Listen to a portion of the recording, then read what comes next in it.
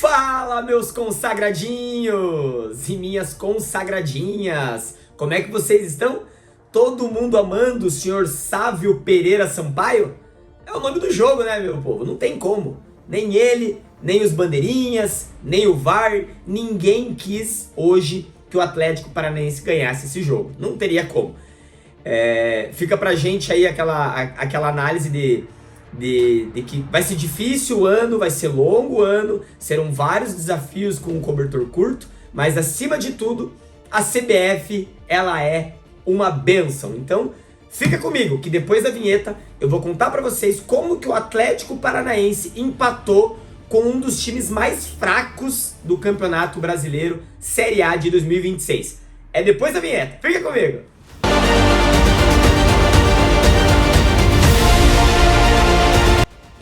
Meus amigos, o adversário de hoje foi o Grêmio. O Grêmio de futebol porto-alegrense, né? Que tem um elenco terrível, um elenco ruim, não tem um esquema tático, não tem padrão de jogo, é um time fraco. Não à toa que tá na posição que tá na tabela, né? Eu tava aqui até analisando a tabela, eles são o 12º, com o pontinho que eles fizeram conosco hoje, eles foram a 17 pontos. É um time fraco, um time sem repertório. E o Atlético Paranaense, mesmo com o vacilo do senhor Esquivel, que pra mim foi juvenil, né? Eu coloquei aqui no meu texto de sentimento de jogo, nas minhas anotações, o Esquivel foi juvenil. Mas ali na hora do jogo, em que começa aquele tumulto, e eu vejo a possível agressão dele, né? Eu entendi logo de cara que não foi de graça, nunca é. E quando você para analisar o lance, até nos grupos que eu participo, até no grupo que o meu pai ali ele tem do Atlético, ele colocou o lance no momento em que o enamorado acerta a nuca do Esquivel, onde tudo começa, né? Porque é uma proteção de bola lá na linha de fundo, na bandeirinha de escanteio praticamente, numa jogada que já tinha acabado, e o enamorado vem por trás e acerta a nuca do Esquivel. Então quando ele acerta a nuca do Esquivel, começa aquela proteção de bola que a gente adora na bandeirinha de escanteio. E fica naquele protege, não protege, protege, não protege. Eles estão se agarrando até o momento que o enamorado deita o Esquivel. E quando eles deitam, o enamorado ainda aperta o pescoço do Esquivel. Então foi primeira cotovelada por cima, depois aquele cutuca por baixo, ele deita o Esquivel e quando eles estão caindo, ele aperta o pescoço do Esquivel. Aí pro Esquivel foi a gota d'água, perdeu toda ação gera uma reação, perdeu o seu borogodó e deu-lhe uma cotovelada em que o cara aproveitou para rodar, estilo Neymar ali, 214 vezes e fazer o drama que fez. E o bandeirinho, o senhor Bandeira que tava ali, eu não sei a ordem dos bandeiras, tá? Não sei exatamente se era o senhor Daniel Henrique ou se era o senhor Joverton Wesley. Eu não sei qual dos dois que estava no lance, exatamente na frente do lance, em que viu tudo isso e não teve a coragem de falar pro senhor Sávio Pereira: Sávio, seguinte, teve a cotovelada ali, mas tudo começou, não teve. E aí o VAR também, que chama pra ver o lance, o VAR não chama pra ver a jogada inteira, né? Ah, o Esquivel deu uma cotovelada. Por que o Esquivel deu? Não, o Esquivel deu uma cotovelada, ponto. Cartão vermelho pro Esquivel. Então eu acho que ali deixa claro, em todos os portais que noticiaram o jogo, todos os canais do YouTube que noticiaram o jogo, eu tô gravando esse vídeo na manhã do dia seguinte, não gravei ontem à noite, todo mundo viu que o Esquivel, ele teve uma reação a uma ação que ele sofreu. Todo mundo viu. E o mínimo que a gente esperava ali bota os dois pra fora. O cara que começa o lance é o enamorado acerta por cima, aperta por baixo, aperta o pescoço e leva uma cotovelada. A cotovelada não causou um ferimento, não foi uma agressão, mas teve a intenção de dar a cotovelada. Então, como o próprio Dair Helman fala na coletiva de imprensa, tinha sim que expulsar o Esquivel, mas o enamorado não podia ficar no jogo, porque o enamorado começa o antijogo, o enamorado começa com a agressão, o enamorado começa atacando o Esquivel. Então, bota os dois pra fora. O enamorado, por quê? Deu a primeira cotovelada, apertou o pescoço, derrubou o cara, fez um monte de coisa, ou no mínimo um amarelo. Só que até nas minhas anotações, eu não vou conseguir pegar agora, ontem ficou claro a perseguição com o Atlético, e na questão da arbitragem desse Sávio Pereira Sampaio fraquíssimo, e que é um cara que odeia o Atlético Paranaense, ficou claro que a primeira falta que ele deu pro Noviveiros foi quase aos 62 minutos de jogo. 62. E o primeiro cartão amarelo dos caras também foi pra lá do segundo tempo. E teve falta o jogo inteiro, teve pancada o jogo inteiro. Ele nos amarelou e só amarelou os caras depois. Então, quando a gente vê um cara atuando dessa forma, a gente vê a má vontade dele. E o O cara que foi expulso deles lá, o Sassafraz, não tá me vindo o nome dele aqui, eu tô vendo a cara do cara e não tá vindo. Riquelme deles, né, que foi expulso, o cara levou o primeiro amarelo, levou o segundo amarelo e foi expulso. Deixa eu colocar aqui, ó, Grêmio. Tá aqui, esse Riquelme. Ele leva o primeiro amarelo, logo depois que ele entra, ele já leva o amarelo, e depois ele leva o segundo, o juiz, pra compensar até a nossa expulsão, expulsa o cara deles, pra uma discussão ali entre os dois, né, o Riquelme tava numa briga, e leva o segundo amarelo. Mas o que eu quero dizer com isso? Que o Viveiro sofreu por baixo umas 5 faltas. 5 de puxão, de agarrão e de empurrão. O cara não deu nenhuma. A gente já tinha visto isso no jogo passado contra o Vitória. O que a arbitragem tá fazendo?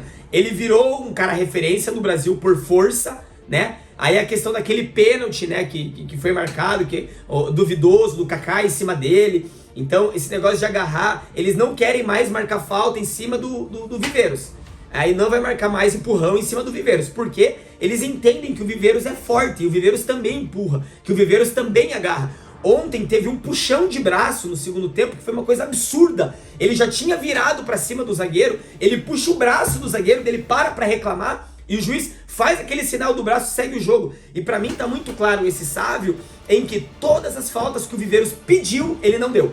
Então o Viveiros sofre a falta, vira e olha pra ele segue o jogo. O Viveiros, nas poucas que o Viveiros não pediu, em que ele é puxado, ele para só, o juiz deu a falta. Então assim, ficou claro que existe uma perseguição do Viveiros, e não vão marcar falta nele.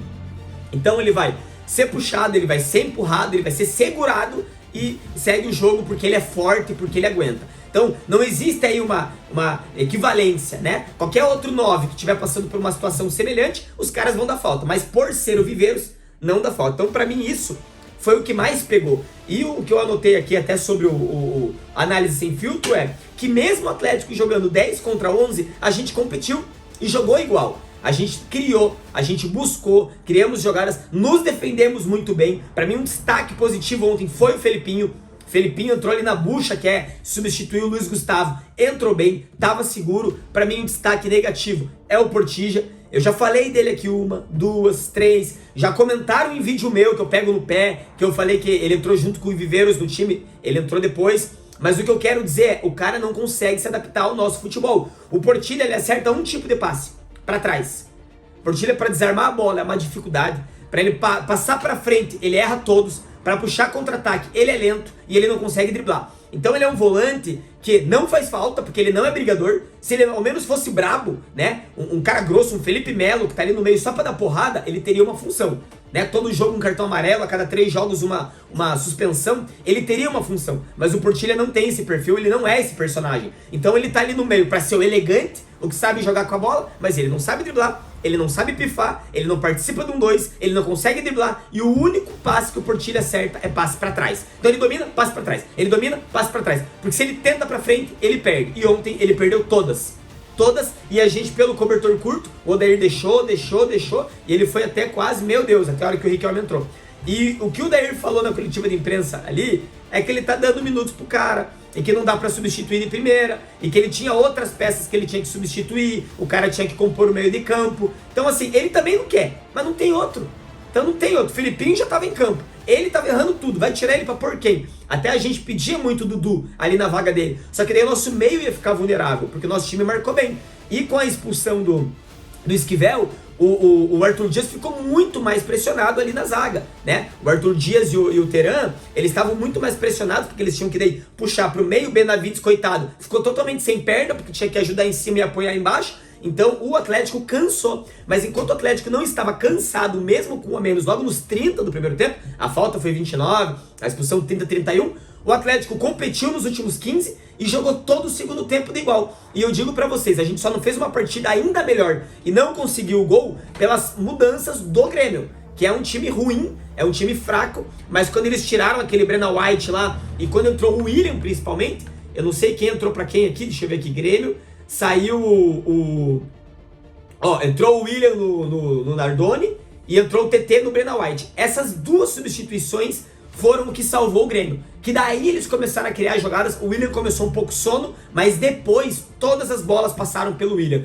E ele tava fazendo muita ligação entre a esquerda, meia esquerda onde ele tava, lá na ponta direita. E ele fazendo essa inversão toda hora, e toda hora cruzamento na área, toda hora cruzamento na área. Aquele buraco que a gente teve com a saída do Esquivel e a tentativa de reposição com o Léo Derick não estava dando certo, porque o Léo Derick não tem a mesma potência de marcação que o Esquivel tem, né? Tanto é que o Esquivel se meteu naquela confusão porque ele estava brigando pela bola, brigando pela lateral, cuidando do setor dele. E o Léo Derick não tem tanto essa referência, então tudo aconteceu pela ponta direita deles no segundo tempo. Então quando o Grêmio melhora, é no momento em que o Atlético está cansado, o Viveiros já estava quase no meio campo pegando bola, não era mais aquele 9 lá na frente, então os nossos contra-ataques começaram a ser mais lentos. E a gente começou a agredir menos o Grêmio, mas a gente não sofreu. Então foi um jogo de 11 contra 10, em que o Atlético lutou até o final. Por todo mundo que se dedicou, que se entregou, pra mim, o Santos foi muito bem, não foi exigido. O Teran, pra mim, como zagueiro, foi bem. Teve 2 lances, um kick de bola que ele errou, que ele perdeu a bola, e outra com os pés, que ele sempre falha com os pés, porque ele tem muita dificuldade em sair jogando quando ele recebe a bola na fogueira. O Arthur Dias, perfeito. O ataque deles é fraco, aquele Brenna White lá fica no bolso do Arthur Dias, meu Deus, até no pior dia do Arthur Dias, mas foi bem. E pra mim o Esquivel foi a decepção do jogo, porque se o Esquivel não é expulso, hoje, o Atlético metia uns 3 cocos fácil nesse Grêmio, fácil. Grêmio é fraco, o Atlético é muito mais time. Ali no meio, pra mim, o Portilho e o Felipinho. Felipinho foi muito bem, Portilho é mal. Pra mim, o Steven Mendonça foi muito bem. As melhores jogadas passaram por ele. Pede a bola toda hora, tem um domínio, um passe de bola inteligente, é rápido, agride os caras. Pra mim, o Steven Mendonça tá no melhor momento dele do Atlético Paranaense. E o Bruninho ontem, pra mim, ficou devendo. Pelo fato de que tentou muita jogada individual, muitos dribles. No primeiro tempo, alguns entraram, no segundo, nenhum mais. Porque ele tava tentando caneta, ele tava tentando puxar, pisar e entrar por dentro, que nem faz o Leozinho futsal. Então ontem o Bruninho, eu até brinquei lá, no meu setor, ele tava fazendo vídeo pro DVD, né? Ele tava fazendo corte pro TikTok dele. Porque ele só queria fazer jogada de efeito. Claro que o professor fala pra um cara habilidoso, todo jogo, e quem joga futebol sabe, vai pra dentro dos caras. Mas, pô, se você tá com o teu Steven Mendonça do lado pra fazer um 2, você tá com o teu Viveiros do lado pra ele fazer uma parede pra você, dá no cara e entra. No primeiro tempo ele fez uma jogada muito bonita. Ele entrou pela direita, driblou o marcador, deu no Viveiros e na hora de receber o Viveiros deu uma tabuada nele. Mas ele fez uma jogada de efeito. Essa jogada é mais importante. Eu lembro do comentário do Ronaldinho Gaúcho, em que ele falou: toda a minha carreira eu driblei visando o gol. Eu driblei visando o ataque. Eu não fazia firula à toa. Eu driblava pra entrar na área pra dar uma assistência. Eu driblava pra entrar na área pra bater pro gol. E essa é a finalidade do drible no futebol, né? Quer jogar FIFA Street, quer jogar freestyle, aí tudo bem, né? Quer jogar lá o Fut 7, aquele showball lá que agora é mania, que eu nunca vi aquele troço, não entendo nada daquilo. Vai lá e fica driblando lá. Agora no campo, que você tem 11, 10 jogando com você, correndo por você, suando por você, toda jogada você querer driblar um, querer driblar 2 pra fazer o golaço, é complicado. Então às vezes é melhor fazer o básico bem feito. Quem faz o básico bem feito não erra. Beleza, meu povo? Então essa foi a minha análise do jogo, em que o Atlético teve que fazer um jogo de superação, haja vista que o senhor Sávio Pereira Sampaio ali não queria que o Atlético ganhasse, fez de tudo para o Atlético não ganhar e expulsou um cara dos caras lá no final só para ter a lei da compensação. Aí para nós já era tarde, que se fosse pelo menos uns 30 do segundo, com certeza nesses 15 o Atlético faria o gol. Para mim no primeiro tempo ele deu pouco acréscimo, ele deu 7 se eu não estiver enganado, para um jogo só de revisão de VAR e Maca, foi terrível. O Grêmio, só o senhor Everton, lenda do Furacão, pediu 2 vezes atendimento de Maca, 2 vezes o Everton deitou e 2 vezes os jogadores de linha do Grêmio deitaram pedindo Maca, e assim que saiu do campo, entrou correndo bonitinho. Então o time do Grêmio 4 vezes parou o jogo para pedir Maca, para pedir para cortar, para picotar o jogo, para que o Atlético não criasse volume. Então ficou claro que eles queriam esse 1 pontinho, eles não queriam perder. É um time que mais de 100 dias não ganha fora de casa, não ia ser do Atlético que eles iam ganhar, e isso ficou claro ao término do jogo, beleza? Pra mim o melhor da partida, de novo eu vou votar no Arthur Dias, pelo jogo de superação, porque você perder um cara que tá do teu lado ali te apoiando, sendo um alicerce na tua zaga e ficar sozinho, né? Ele com o Teran, mas puxando pra esquerda, ele ficar sozinho, é um jogo muito difícil, e mesmo assim ele não erra, conseguiu marcar bem os caras. E pra mim o pior da partida, de novo, é o senhor Portilha, que eu ainda não sei como é que consegue ser titular nesse Atlético Paranaense. Próximo desafio, Vasco e Atlético Paranaense no domingo que vem, daqui uma semana, 8h30 da noite, complemento de rodada. Todo mundo já vai ter jogado e nós vamos fazer ali o complemento. Vai ser um jogo difícil, né? Fiz a anotação aqui porque a gente perde, né, para esse jogo Esquivel expulso, Benavides com o terceiro amarelo, Viveiros com o terceiro amarelo e Oder Hellmann também. Então nós estaremos aí bem descobertos, né? Tirando também o Julimar, que já tá fora.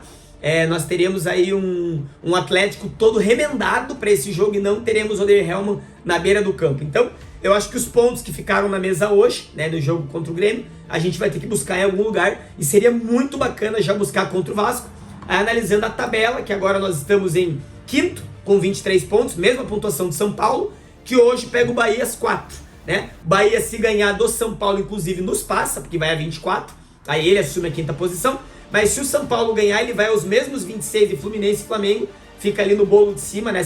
Ele se consolida no bolo de cima. Então hoje é torcer pro São Paulo, né? Ou no pior cenário, um empatezinho entre eles ali no Morumbis, porque daí o Bahia vai só 22, o São Paulo também não dispara, fica só com 24, e lá contra o Vasco depois a gente tem a chance de recuperar esses pontos que nós perdemos hoje, né? Infelizmente o Atlético tem que pontuar fora de casa, e eu acho que o Vasco é um adversário que seria muito interessante. Beleza, meu povo? Hoje eu tenho uma sessão de abraços para mandar aqui. Pessoal lá do meu setor 304, parceria, nome do Edu. Edu é gente finíssima, cara da melhor qualidade, o primeiro a chegar, o último a sair, cara que eu considero demais. Ele pediu, Netão, faz um chamado lá no vídeo, né, cara, pros caras que não compareceram ao jogo hoje de Atlético e Grêmio na Arena.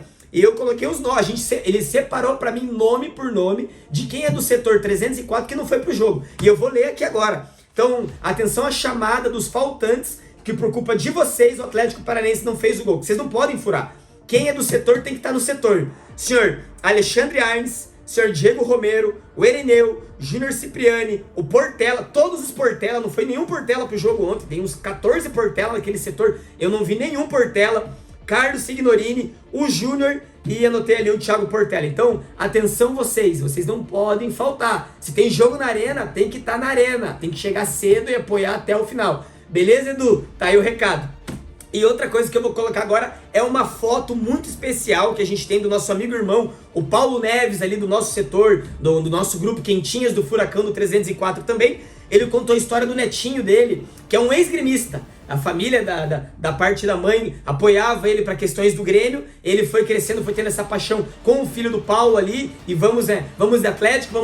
Hoje o menininho é apaixonado pelo Atlético Paranaense. Eu vou colocar em algum lugar da tela aqui a foto dele na arena ontem. Ontem ele estava em loco no estádio, foi na Fanáticos, comprou camisa e tá aí a foto. Ele é o pequeno Martim Giordano. Então um abraço pro Martim Giordano, querido.